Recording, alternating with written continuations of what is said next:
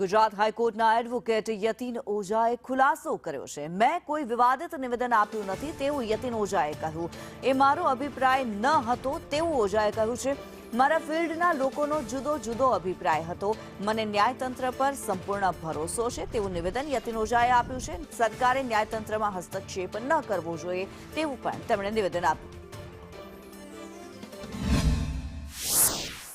ન્યાયતંત્રમાં અત્યારે સૌથી વધારે ચિંતાની બાબત છે સરકારી દખલગીરી, અને એ લેવલે છે કદાચ મારી દ્રષ્ટિએ ઇમરજન્સીમાં પણ નથી।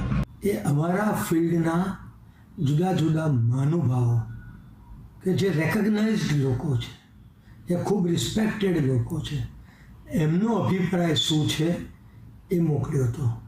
જ્યાં સુધી મારો સવાલ છે ત્યાં સુધી મને મારા ન્યાયતંત્ર ઉપર પૂર્ણ અને સંપૂર્ણ ભરોસો છે।